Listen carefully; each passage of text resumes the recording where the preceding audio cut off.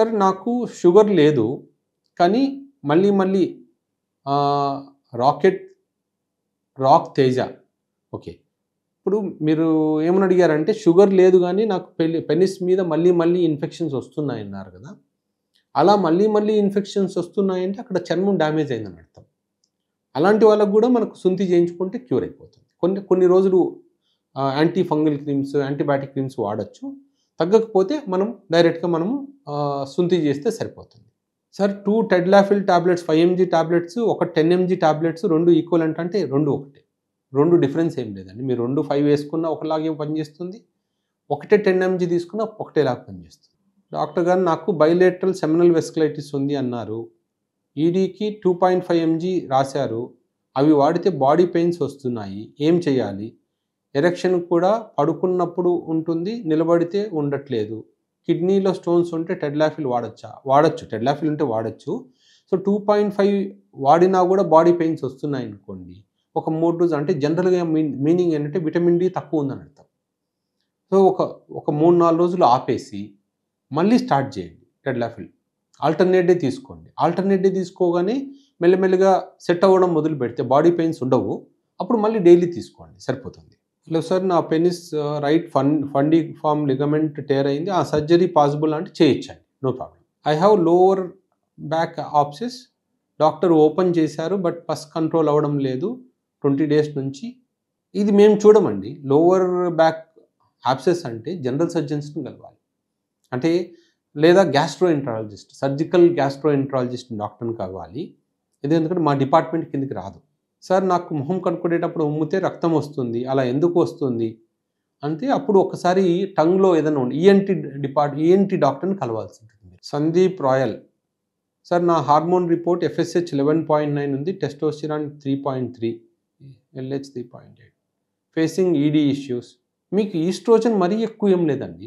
39.5 ఉంది. నాకు తెలిసి ఈస్ట్రోజన్ వల్లనే మీకు అంటే మీకు టెస్టోస్టిరాన్ తక్కువ ఉండడం వల్ల మీకు ఎరెక్షన్ వస్తుంది గానీ, ఈస్ట్రోజన్ ఎక్కువ ఉండడం వల్ల కాదు ఇక్కడ. ఈస్ట్రోజన్ జస్ట్ కొంచెం బార్డర్ లైన్‌లోనే హై ఉంది. సో, ఆల్కహాల్ అలవాటు ఉంటే మానేయాలి.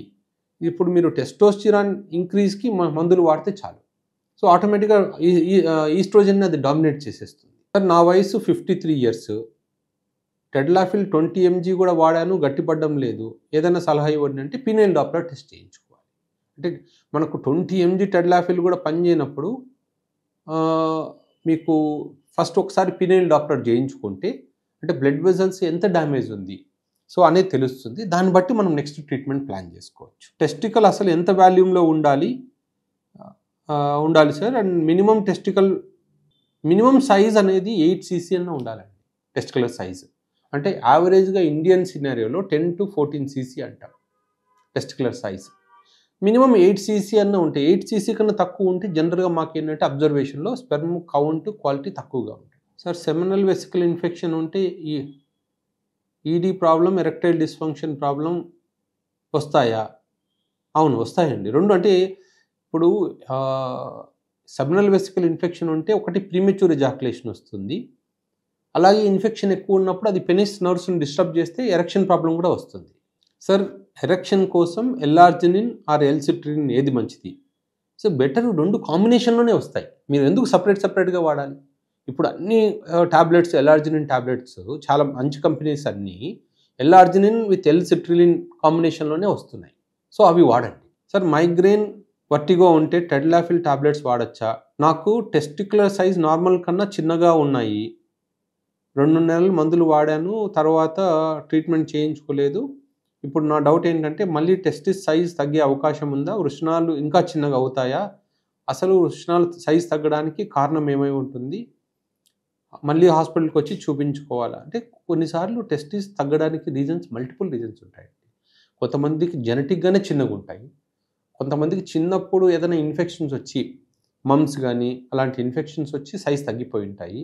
కొంతమందికి చిన్నప్పుడు ఏదో ఆడుకున్నప్పుడు దెబ్బలు తగిలి దానివల్ల టెస్టిస్ డ్యామేజ్ అయ్యి సైజ్ తగ్గిపోయి ఉండొచ్చు. సో, ఇలా వేరే రీజన్స్. కొంతమందికి వారికోసిల్ ఎక్కువ సంవత్సరాల నుంచి ఉండి సైజ్ తగ్గిపోయి ఉండొచ్చు. సో, మీకు ఎందుకు తగ్గింది అనేది అంటే ఆల్రెడీ స్కాన్ చేసినప్పుడు ఏమీ లేదు అంటే మోస్ట్‌లీ అది జెనెటిక్‌గానే మీకు చిన్నగా ఉండాలి. సో, సైజ్ తగ్గుతాయా అంటే జనరల్గా అది టెస్టోస్టిరాన్ హార్మోన్ మీద బట్టి ఉంటుంది. హార్మోన్ తగ్గే కొద్దీ మళ్ళీ ఇవి తగ్గుతాయి, షింక్ అవుతాయి టెస్టిస్. సో అందుకని మీరు ఎప్పుడు టెస్టోస్టిరాన్ హార్మోన్ని నార్మల్ రేంజ్లో మెయింటైన్ చేసుకోవాలి.